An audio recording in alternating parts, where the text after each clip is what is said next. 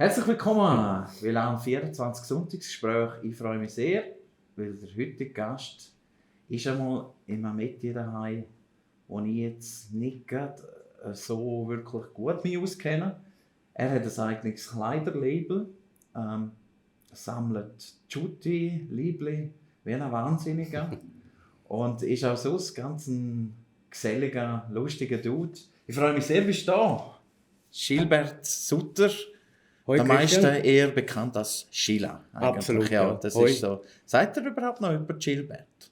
Wobei, Nein. ich habe jetzt gerade gesehen, Vor allem, wenn sie verrückt ist. ja, ich habe jetzt gerade gesehen, wenn du dich vorstellst, sagst du eben gleich noch Gilbert, oder? Ja, so schon, ja. Aber Ja. sonst eigentlich. Hast du ihn abgestoßen, den Namen, oder? Nein, selbst schon nicht. Nein, eine Frau, wenn sie Ja. verrückt ist, sagt sie auch noch den Namen. Aber sonst ist es eigentlich dann, schon dann weißt du, was geschlagen Schiller. hat. Ja, genau. Ah. Aber sonst ist es einfach schon Schiller. Ja, ich habe es gesagt, du sammelst Jutti-Liebli wie ein Wahnsinniger.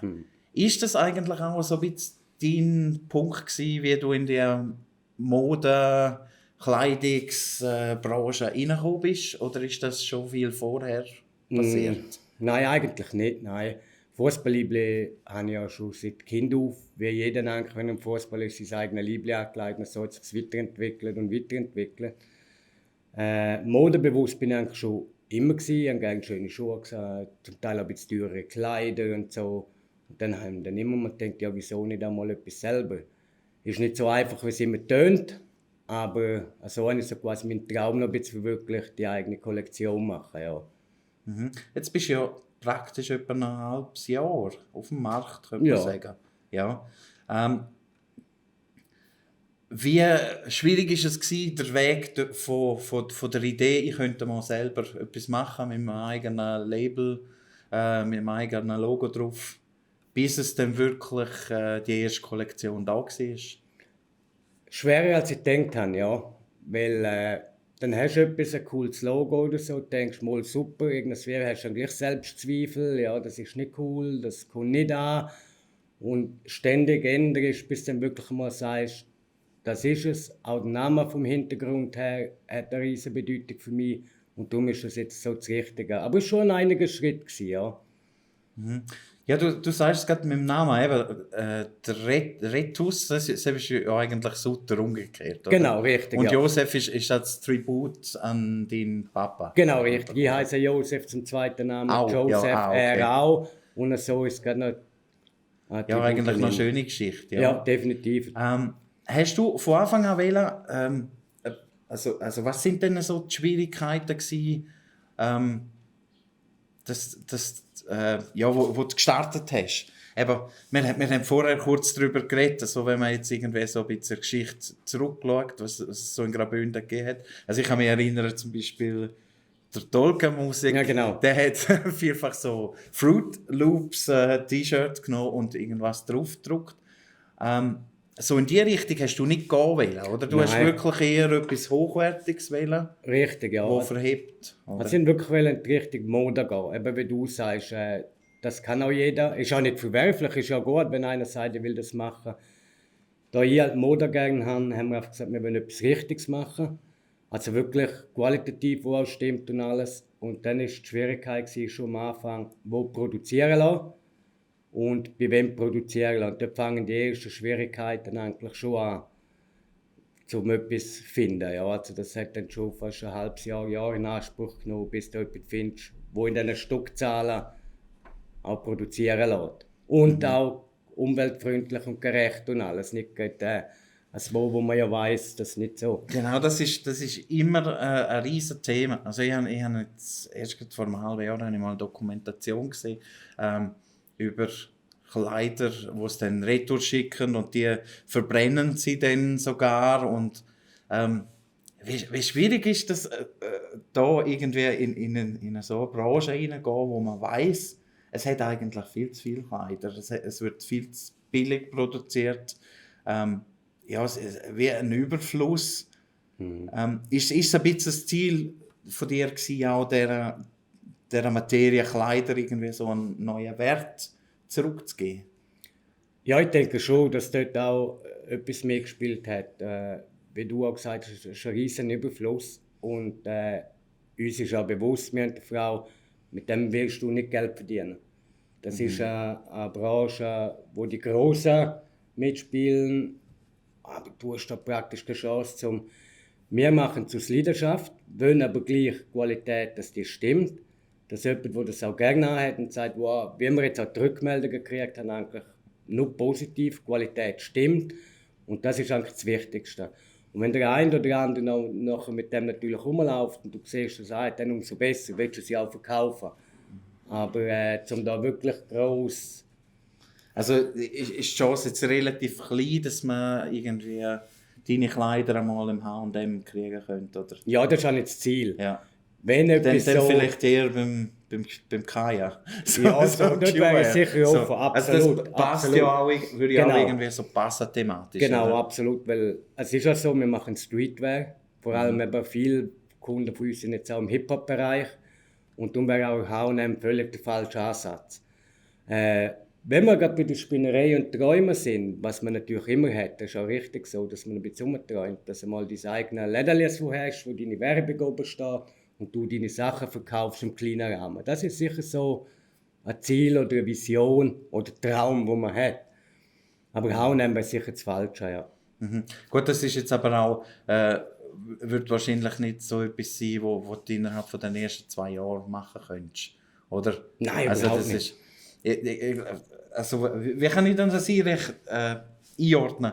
Wollen ihr einfach jetzt einmal, also eine Collection haben wir ja gemacht und dann mit dem Erlös von der wollen wir einfach die nächste finanzieren und dass sich so ein bisschen weiterentwickelt. Genau, das ist eigentlich das Ziel. Das ist so ein bisschen der Weg, den ihr eingeschlagen habt. Genau, das ist richtig. Ja, dass wir eigentlich mit dem Gewinn von dieser Kollektion eigentlich alles Geld auf die Seite tun und für die nächsten Sachen oder Projekte investieren. Ja.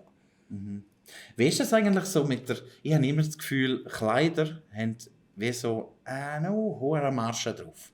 Also wenn man jetzt... Absolut. Ich kann mir das nicht vorstellen, dass ein C&A oder ein H&M oder irgendein Kleiderladen 75% auf irgendein Stück gibt, dass das irgendwie... Also ja, also Ja. dann müssen die ja Riesenerträge rausholen. Machen es wahrscheinlich auch, ja. Wie ist das jetzt? Wie erlebst du das, wenn jetzt du zu deinem Produzent gehst und sagst, hey, ich will die kleine Stückzahl von Hoodies oder irgendwie T-Shirt.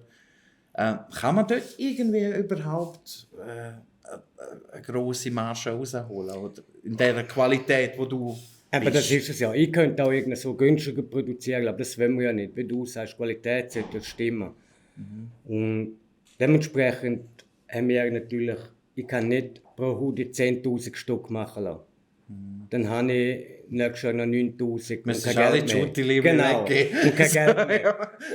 Und dort fängt jetzt schon das Problem an mit den Produzenten. Meistens sind sie dann ab 1000 Stück aufwärts, die du produzierst. Und dann von Anfang an sagen sie dir, du los, es kann sein, dass ein Grossauftrag Firma XX reinkommt und deine Produktion verschiebt sich einfach um 7 Wochen.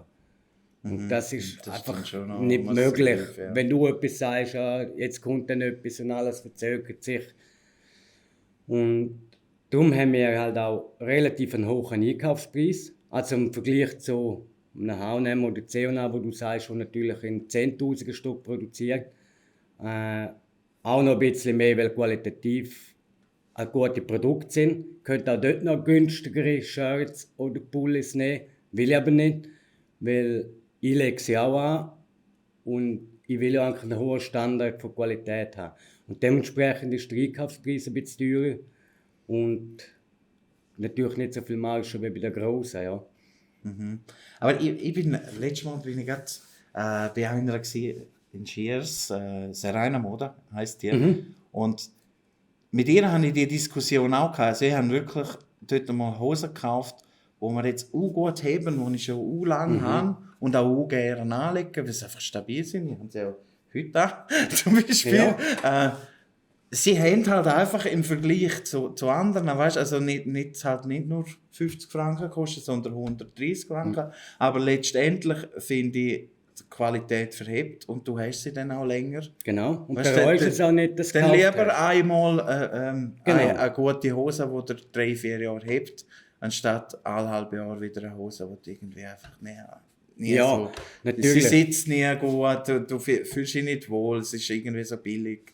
Halt, ja. Das ist so ein bisschen, Ja, das, was ich so ein bisschen gemerkt habe, Ja. auch für mich, ja. Aber dort spiegelt sich auch wieder Qualität hervor. Ja. Und ich glaube, auch in der heutigen Zeit ist es immer wichtiger. Klar, ich meine, sind wir ehrlich, ob von diesen grossen Luxusherstellern ein T-Shirt mit 1400 Franken gerechtfertigt ist oder nicht, das müssen wir, glaube ich, nicht diskutieren. Es gibt ja so Marken, wo T-Shirts 1400 Franken sind und laut Kollegen auch qualitativ schlecht sind. Und das von renommierten Marken. Aber sie haben einfach den Namen. Und darum, ich denke, Qualität ist schon für uns an erster Stelle. Das ist wirklich sehr wichtig. Ja. Aber so, jetzt was kostet, ja, ist vielleicht ein bisschen sehr persönlich, aber was kostet denn jetzt, sagen wir, ein normales T-Shirt bei euch? Bei uns Also so ein Basic-T-Shirt, wo gleich bessere Qualität ist, eben wie du gesagt hast, noch nicht so Fruit Loops-mäßig unterwegs bist. Was Also das kostet normale T-Shirt ist bei uns jetzt 59. 59? Ja, mit der 230er Grammatur vom Gewicht her und alles. Also wirklich. Ja. Und ist jetzt das vorher frech, wenn ich frage, was du zahlst im Einkauf? Nein, ist nicht frech, ich kann also, das auch sagen. kannst du das so- Ja, ja. natürlich. Also dort haben wir auch kleinere Stückzahlen gemacht. Also dort sind wir, glaube ich, bei 50 oder 100 Stück gewesen. Und dort sind wir dann allein nur den Preis, bis wir das T-Shirt hatten, mit Versand alles. Also da ist keine Lagerung, nichts dabei. Einfach das T-Shirt, Versand und der Zoll. Dort sind wir pro T-Shirt etwa fast bei 42 Franken gewesen. Ja, dann ist eben die Marge gar nicht mehr so. Nein. Ja. Ja. Das ist krass. Ja. Ja. Bei dem Liebling jetzt. Beim Neuen, was wir machen, sind wir ein bisschen tiefer. Sind wir aber auch ein bisschen tiefer dann beim Verkaufspreis. Ja. Ja. Aber eben dort hast du auch eine andere Menge wahrscheinlich. Ja, und vor allem ist auch nicht mehr so schwer. Also nicht mehr 230er oder 240er Grammatur, sondern ist schon bei einer 200er. Also immer noch Top-Qualität, aber nicht mehr so schwer. Und so das Oversize-Hip-Hop-Zeug ist schon noch einfach nicht mehr ganz so ins Extreme rein. Ja. Ja. Wie hast du so erlebt, eben so das erste halbe Jahr, ihr seid eigentlich so ein bisschen aus dem Nichts auf dem Markt und also wie hast du das erlebt, die erste Kollektion, bist du sehr zufrieden damit, wie es die Leute angenommen haben, Verkäufe und alles? Oder findest du, ja, mal, es war zumal ein erster Schritt gewesen, so. Ja, also mir geht ja theoretisch immer, aber es ist sicher ein guter Anfang gewesen, wir sind zufrieden. Ist, aber wie gesagt, die Modebranche extrem schwer, weil wenn du mal Insta oder etwas aufmachst, voll. Und wir sind wirklich sehr zufrieden und vor allem, was mich noch zufrieden macht, sind die Rückmeldungen. Also alle, die gekauft haben und so, hey, super Qualität, hey, bin mega zufrieden. Und das ist das Schönste am Ganzen. Wenn du dann noch ein bisschen verkaufen kannst und mit dem die nächste Kollektion kannst machen, umso besser. Aber es ist natürlich schon nicht so, dass wir jetzt da irgendwie Überrannt wirst schon du 10.000, 20.000 Umsatz gemacht haben und überrennt wirst du am Anfang auch noch nicht. Ich habe jetzt noch viele Kollegen, oh ja, ich habe noch geschaut, ich muss den auch noch bestellen. Und Ja. also, weil es halt neu ist, niemand traut dem Ganzen und ist halt noch ein bisschen, ja, schau, was die anderen machen. Und, aber wir sind sehr zufrieden, wir haben auch schon einige Leute, die es getragen haben, auf der Bühne und so. Und von dem her, also wir sind zufrieden so, ja. Was machst du mit der Tutti-Liebling? Ist das immer noch... Ja, Das ist natürlich deine Passion. oder? Natürlich, das ist, ja.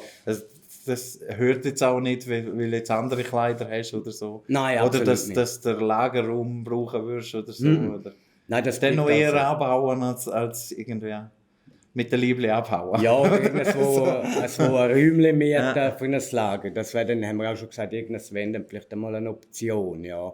Aber die bleiben in meinem Zimmer schön im Schrank drin. Was natürlich jetzt wegfällt, auch durch die ganze Kollektion und alles. Finanziell, die ich kaufe, geht natürlich jetzt weniger im Fußballtrikot rein im Moment. Da geht halt mehr jetzt das, was ich habe, geht halt da rein. Und nicht im Du Fußballtrikot. Weißt tust du? ab und zu auch, also handelst du auch mit diesen Lieblingen? Nein, in dem Fall, eigentlich, oder? ja, so Fanshop verkaufe ich eigentlich schon, weil ich jetzt Ja. auf Matchwaren fixiert bin. Aber so, vor allem eben bei Charity-Aktionen gibt es ja immer wieder so, wo kannst du kaufen. Habe ich früher das ein oder andere mal noch gekauft mit Zertifikat, was jetzt Ende wegfällt und eigentlich nur noch der Kontakt mit den Spielern oder mit dem Verein Ja, da aufrechterhalten. eben auch das, was du so ein bisschen persönlicher hast. Genau, oder? genau. Das ist jetzt eigentlich im Vordergrund, ja. Ja. Und nicht da einfach irgendwie so auf einer Plattform eins kaufen. Ist auch cool, Ja. wenn du mal von einem Star etwas hast, aber das ist jetzt im Hintergrund. Aber sonst so verkaufen tust du die nicht, oder? Also die du hast.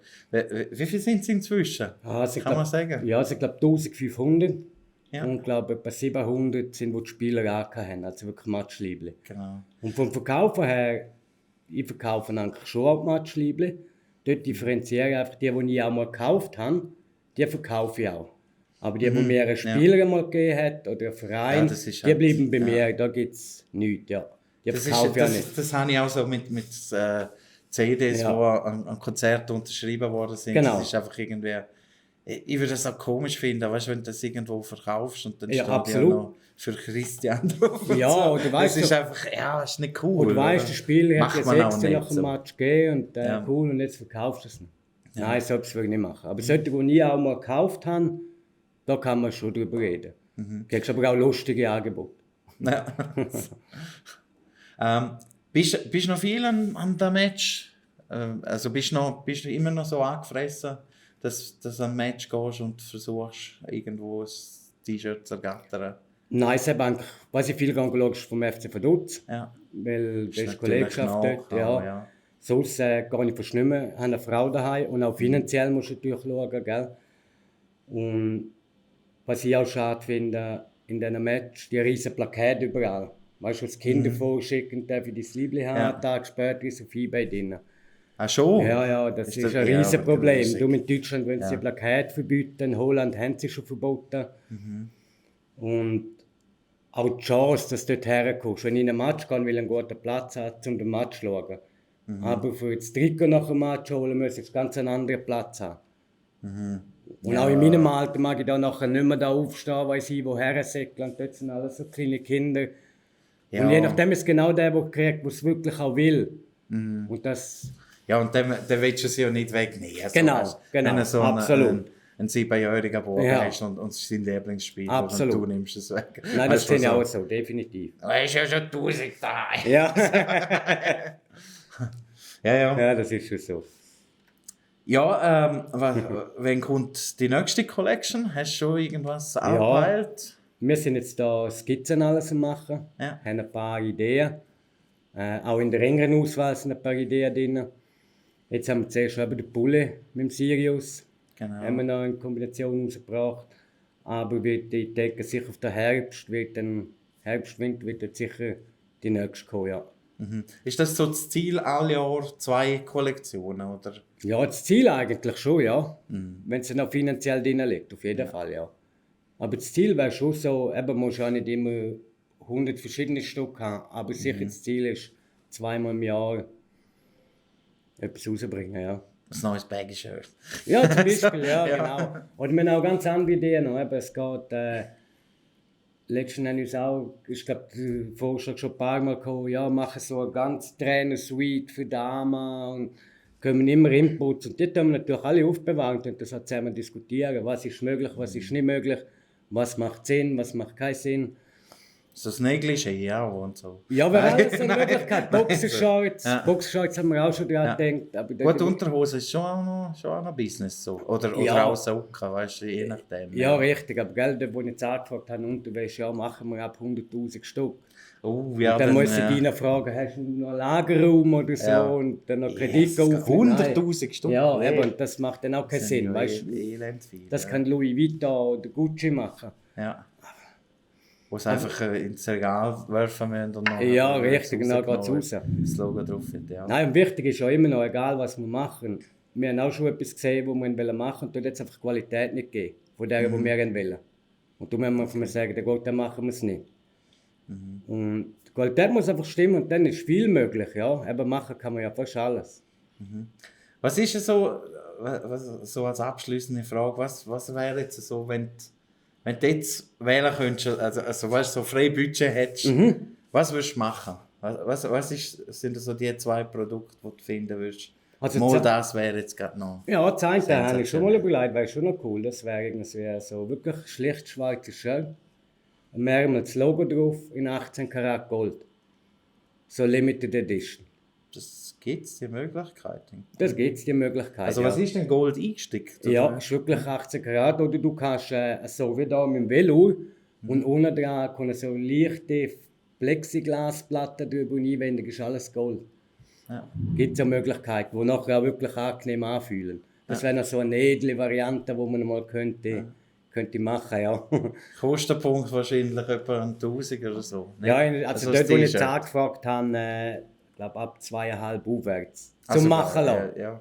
Kommt natürlich Ja, auch dann drauf hast an, du der auch noch Goldanteil nicht. und alles. Ja, Ja, kommt genau. natürlich alles das drauf an. Aber das sind so Spinnereien, die man halt immer wieder ein bisschen hat.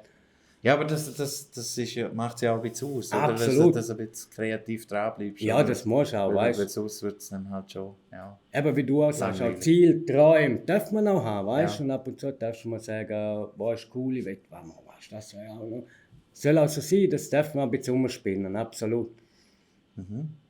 Hey, ich wünsche dir viel Glück Ja, danke und, mal, und Christian. hoffe, dass 1, 2 von deinen Visionen vielleicht nicht in der Fantasiewelt Ja, bleiben, sogar Dankeschön. irgendwann einmal in die Realität kommen. Und ja, auch bei den Fußballliebli weiterhin frohes Sammeln. Danke vielmals, ja. Danke, dass du da gewesen bist. Danke ja. dir, Christian, Mega vielmals. interessant.